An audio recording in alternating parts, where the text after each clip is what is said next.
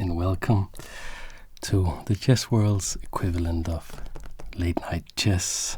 I am your host, and my name is A. Chessima Chess. And tonight we will look at a super cool game of chess, and we will talk a little bit about the moves. I will explain what's going on, and you can just sit back, relax, and let your mind float away in the black and white jungle of the 64 squares.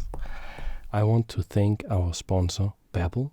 Babbel is one of the top language learning apps in the world. So here's how it works. I'm still working on my German, gotten to a pretty advanced level actually, so working on my pronunciation, so it'll tell me something. Die geplante Entscheidung. And let's see if it can approve my pronunciation of that. Die geplante Entscheidung. Yup.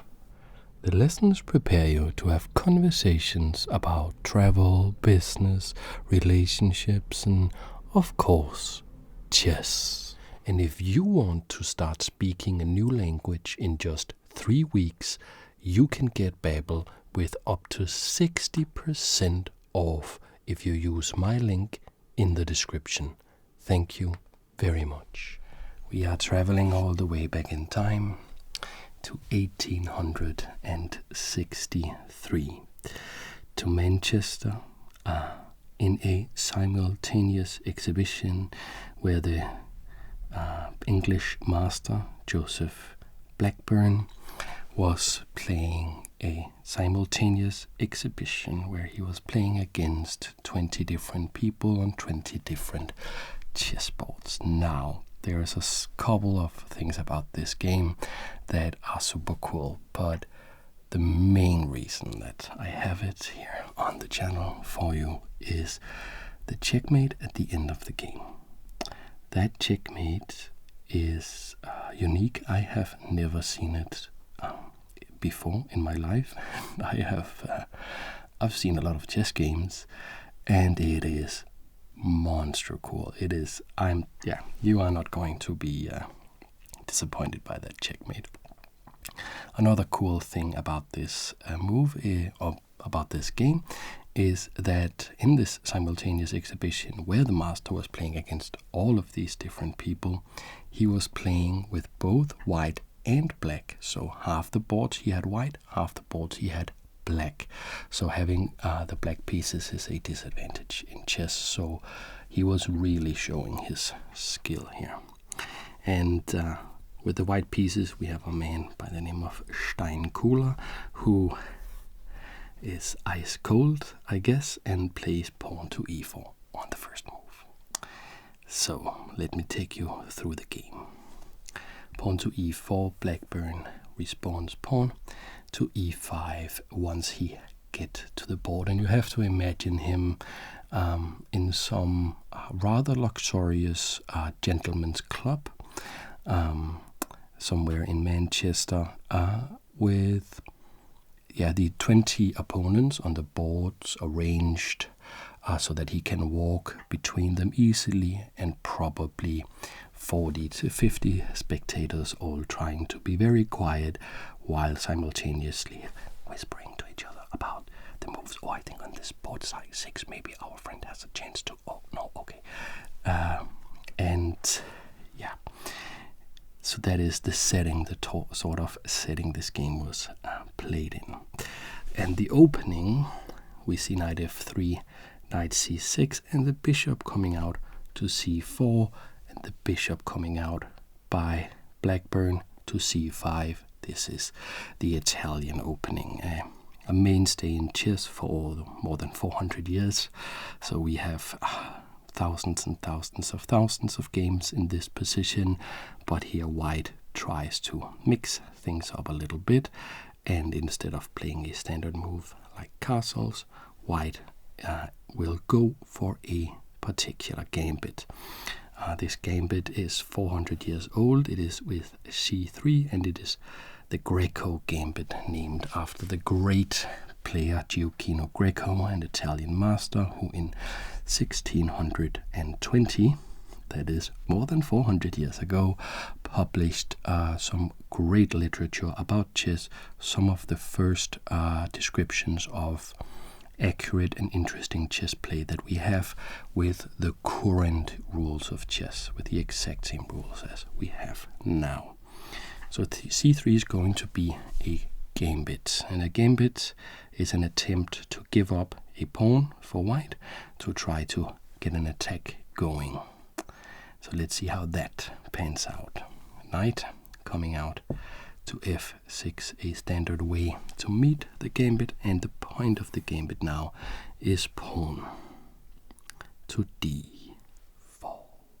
Pawn to d4, establishing the center pawn duo, which is a goal in all games of chess. So Blackburne is not afraid and plays pawn takes pawn, allowing pawn takes pawn. We see now why the pawn is on c3. Pawn takes pawn, protected by the knight and attacking the bishop. So now the two pawns have been established in the center, and we have the point of the gambit. To save the bishop, we get this little move, bishop to b4 with check. This is theory. It's the best move in the position, and the white player knew the position well and knew this very peculiar little trick that we're going to see now. So I have to respect the check, and doing something like this is not very good because this knight is actually threatening to come in and capture. Note that this knight is pinned by the bishop to the king, and actually black is getting a good attack going here. So that is not really going to work that well. We could block here with the knight as well. That is possible. However, still knight coming in and capturing the knight will still be pinned. So that explains bishop to d2. That's the way that white Steinkuhler has chosen to block the check according to theory, the chess theory. Blackburne exchanges the bishop, bishop takes. And if I were to just say knight takes bishop, I am sure that you will have exactly the same thought as I did, that the natural move will be knight on b1, capturing the bishop. That's actually not theory. It isn't theory. That's interesting. Actually, it's the other knight. Knight on f3 takes on d2. This is a peculiar concept, but there are some interesting subtleties about it. One thing is that this knight does not want to be on d2 because it wants to go to c3. It doesn't want to go to d2. It wants to go to c3. And it'll just move further away from the c3 if it captures like this. However, this knight, it will take a long time before this knight gets in the game.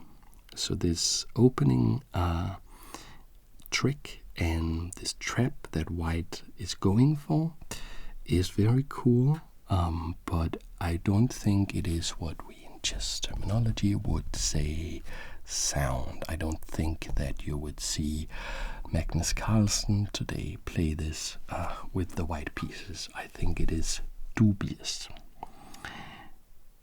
One of the reasons is that this is a gambit.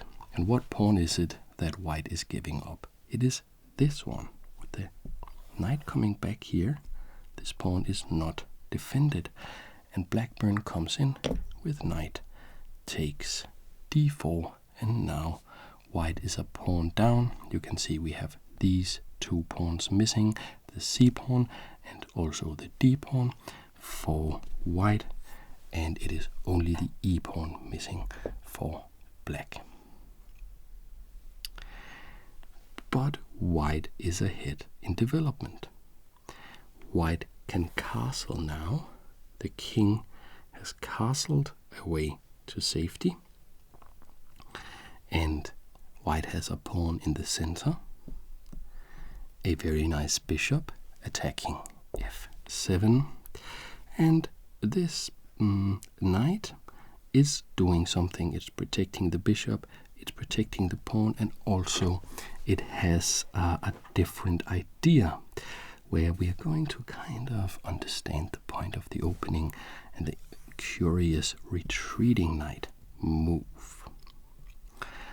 Blackburne, we have to remember, is playing a simultaneous exhibition. He has 19 other chess games going on at the same time that he has to think about. So here we are going to see a couple of very sensible, reasonable moves that are not particularly ambitious. He's just playing the position with absolutely minimal risk so that he does not have to exert himself too much, which could cause him to blunder maybe on a different board. It's a lot of moves he has to calculate. So in this position, he just plays a super solid move, pawn to d6. Recognizing that although white has superior development, sure, but what is the knockout blow going to be? Why not just push this pawn, defend against pawn to e5, open up this very important bishop, delay castling for just one more move, because it does not look like the king is exploitable at all. Now we see the point of this knight. This knight comes to b3, challenging the knight on d4. So the queen can capture the knight can capture the knight. So even something like pawn to c5 wouldn't really work. Knight takes, pawn takes, and you guessed it, queen takes knight, pawn rather, at the end of that. So that would not work. That is why we are going to see an exchange of knights rather than the knight maybe coming back. That for a player like Blackburne back in 1863, a retreating move like that is a bit too much. Yes, he can play a little bit cautious at the beginning of the game, respecting his opponent, respecting that it is an simultaneous exhibition. But he is a romantic. He's living in the romantic era, and he values chess beauty and the attacking spirit and the art and creativity of the game above everything else. And we are so happy for that, because he has given us this pearl, this gem. And we are getting closer to the really cool checkmate, and I can't wait to show you how he finishes this game. It's just unbelievable. All right, knight takes knight. What's the point here? So not pawn takes, but queen takes. And now we see the point. If you just play a nonsense move as white, the queen and the bishop working together on the diagonal against f7, so many chess games are decided on f7, of course spells disaster. The bishop comes in backed up by the queens. Does not work, cannot allow that. However, it would seem that a very simple move such as castles kingside should meet this threat adequately. And after this move, which is what Blackburne played, white has to take a breather, just stop up for a second and make sure that his own position is not going to fall apart while he is rushing for the attack. So far, White has mostly been forcing Black's hand. Black has been forced to exchange the knights and save the bishop with the check, all of this stuff, but now we can sort of feel a breeze of calm sort of flowing over the chessboard, and now White has to be a little bit cautious. There's no completely devastating attack against the king, no loose pieces, and actually this pawn for White is a little bit precarious in the way that it is positioned on the board. It is under attack by this knight. Not to worry. He has a plan for that, Steinkuhler has, and plays rook on f1 over to e1, defending the pawn, and he has a devious idea. He wants to do something beautiful. He wants to unleash a beautiful tactic on the master, Blackburne. Will he succeed? So Blackburne is now in a situation where he can see, okay, I am up a pawn, I have my king castled to safety, probably he is also winning or have already won on some of the other boards, so maybe he can devote a little more time and energy and his magnificent brain power to this game, and he can start thinking about attacking himself, creating something beautiful. And that is exactly what he does. After this necessary defensive move, rook to e1, he plays the knight to the rim. And they say a knight on the rim is grim, but there is a point. The knight comes to h4. The knight is not supposed to stay on h4, of course. What is the idea about with this move? First of all, the knight back on f6 was kind of blocking Black's position. The queen had a little bit of a hard time coming out, and with the knight moving, the queen can come out. Also, if the queen comes out this way, we can have the combined forces of the queen and the knight, and they sort of complete each other because one goes where the other can't. So together they are a brilliant attacking force. And the knight moving here is mostly about that, but it is not going to stay here.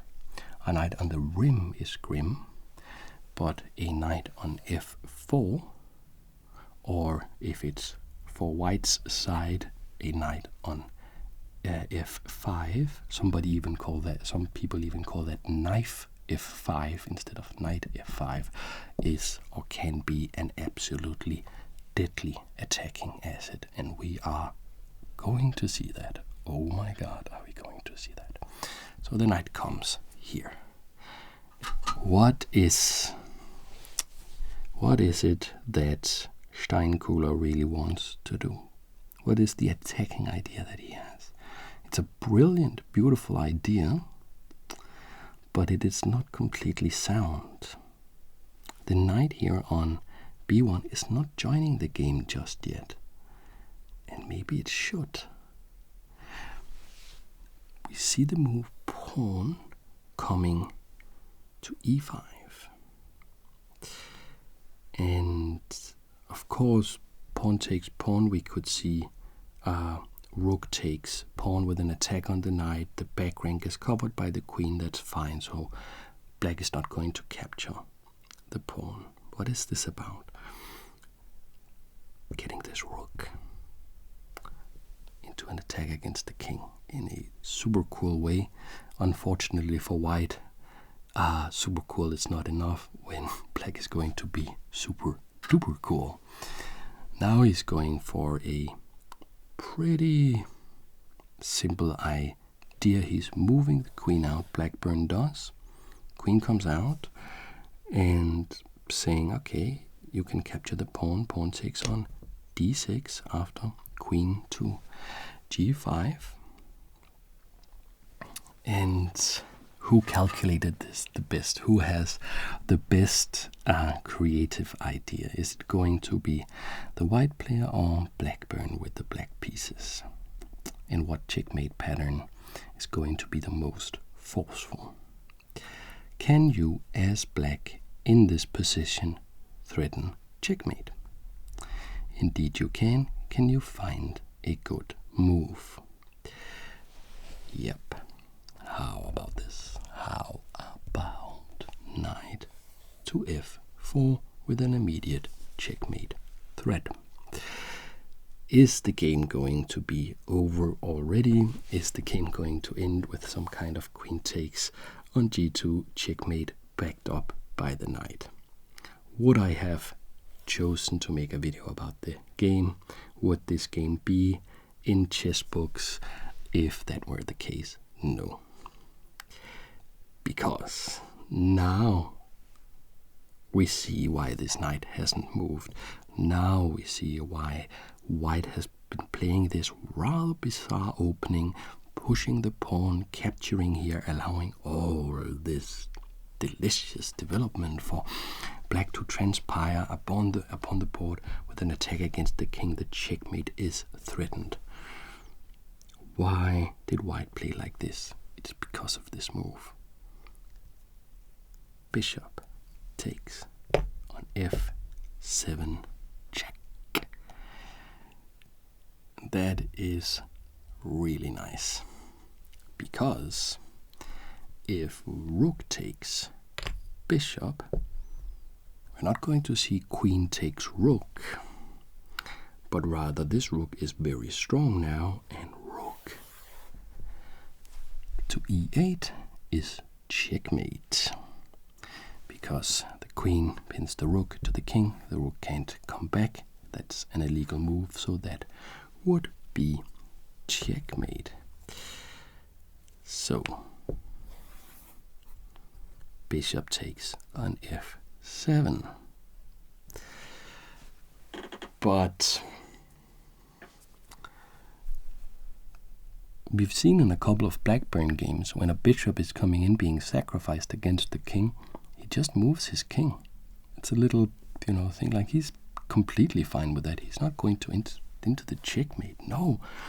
He's saying, yeah, that's a cool checkmate pattern, but you want to see a really cool checkmate pattern? I'll just move the king. And in his notes about the game,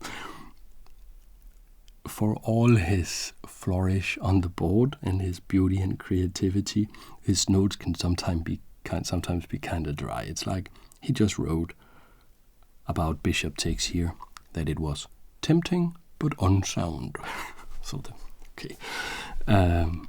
So he recognized that there could be some beautiful checkmate pattern associated with this, but he said it's not going to work, and that's all there is to it. After the king moves here, there is the trouble of the checkmate threat. So let's stop that checkmate and play pawn to g3, so that that kind of checkmate is no longer threatened. In this position, with all of this stuff going on, king being forced to the side, the bishop infiltrating the castle, the queen pinning this pawn to the king, the knight having this check, all of this stuff going on, Blackburne was going around in his gentleman's suit with his magnificent beard, drinking his whiskey. They called him the Black Death, and he was a ferocious drinker, however, a immaculate gentleman at all times. But he did drink more than I think I would advise people to play. But here he is not ferocious at all. He came to the board, his magnificent beard, and looked at the board and just simply played pawn takes on d6, and saying, so now you fired your gun, you showed your hand, you're all in, I capture your pawn, we have material equality, knight for knight, and bishop for bishop, two rooks, queen, queen, and 3 pawns, 2 pawns, 2 pawns. Everything is equal in terms of material on the board. But what are you going to play? What are you going to play here? Cannot capture the knight, pinned to the king. And kind of humbly, Steinkuhler was forced to now finally play knight to c3. And if you're going to take 2 things away from the game, please take away the brilliant, amazing checkmate at the end, and also take away that you shouldn't wait this long to put your knight into play. That's too long. Against this, we will see the finish, the grand finale, the absolute beauty of how this game ends. First, we have knight coming to h3. That is, of course, check. Notice that the bishop defends the knight. So the bishop is in the game without having moved. I always love when that can be the case. King goes to g2. And actually, this bishop takes here on f7 is now an exploitable weakness. And that is why it was in the notes of Blackburne tempting but unsound. Because queen to f6 is a double attack on f2 coordinating with the knight and on the bishop coordinating with the rook. The bishop only being defended once. So which is worse? Do you allow rook or queen takes bishop? Or do you save the bishop and allow queen takes on f2? Which is worse? Both of those options are 100% losing, but I am very happy that we saw bishop coming to d5 here, because now we get the absolute satisfaction of seeing this just unbelievably cool checkmate occur on the board. When I was just first going over the game, researching for these games to do for you awesome people, I looked at this and was like, this has to be checkmate in 3. I'll just play queen takes. Why is this game famous? Why is this in this book? King goes here, I must have checkmate somewhere. And I do. It's not in checkmate in 3. We're now checkmate in 5. But where is the checkmate? Exactly. Like, it looks good, but where is the checkmate? There's no queen here. Takes, doesn't do anything.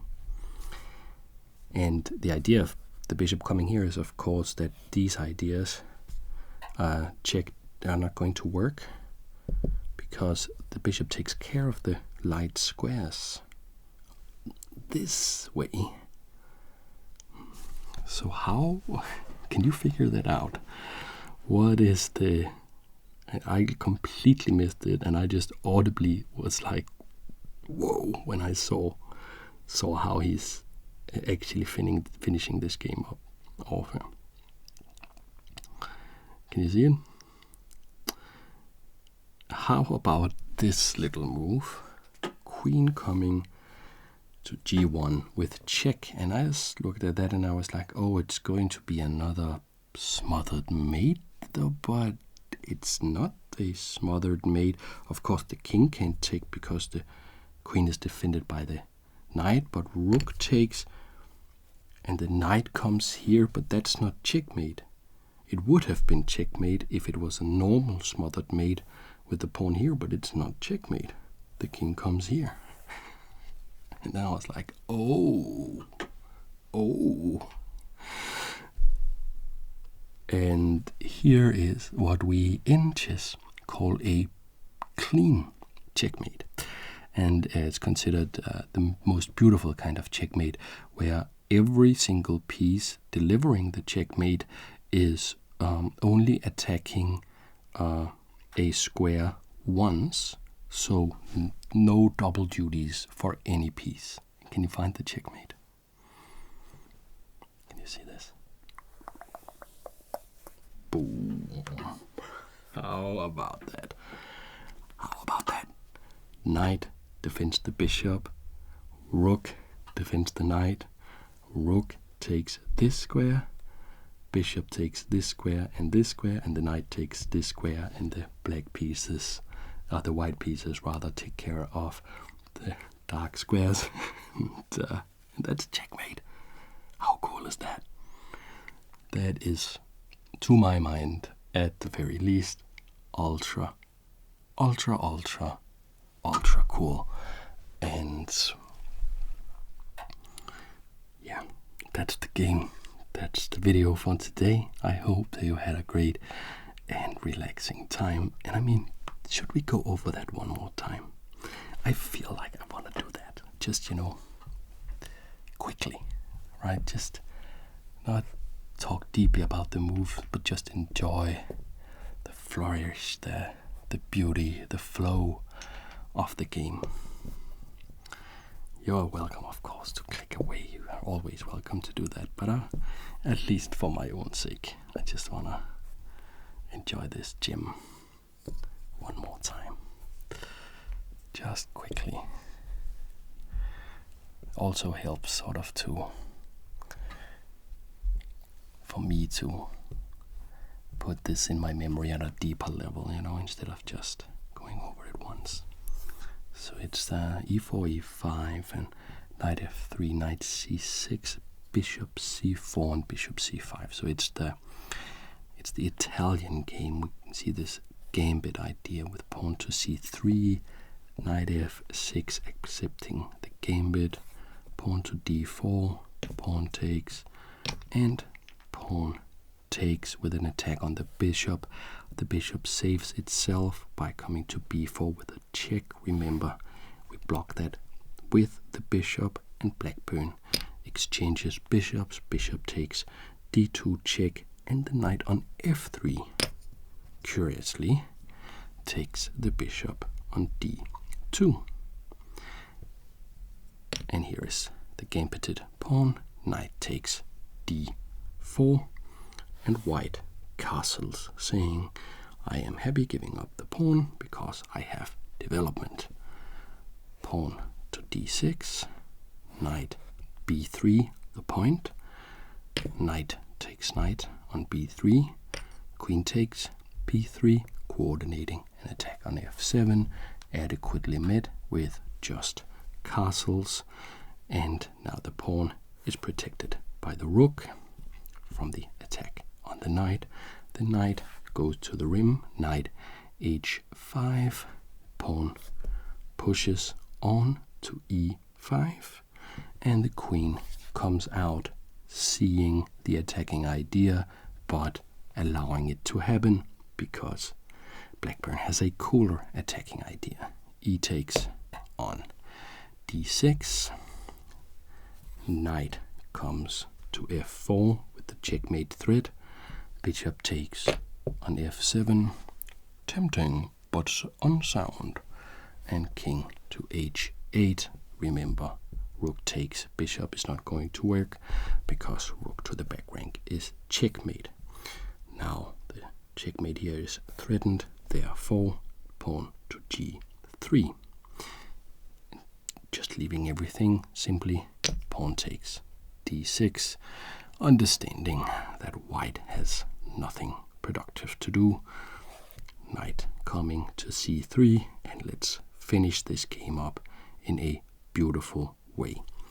Knight h3, protected by the bishop, checking the king, king g2, queen to e6. Such a slick move with a double attack on the bishop and on f2. Bishop dropping back to d4, thinking that after queen takes f2 with check and king to h1, that the bishop can take care of the light squares.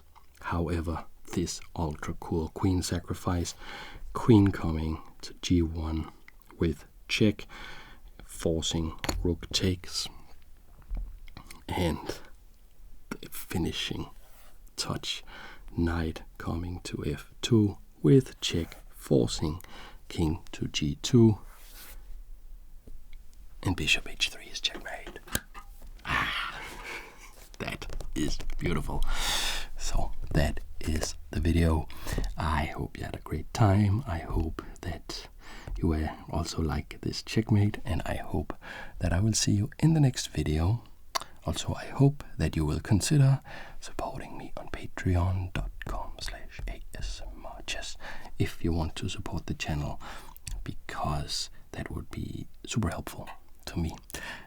And you will, of course, get access to the ASMR Chess Discord, exclusive videos sometimes, early access to videos as often as I can. You can play in the ASMR Chess Global Championship for patrons, all of that good stuff, and you would help me keep the channel alive. I hope you had a great time. I hope that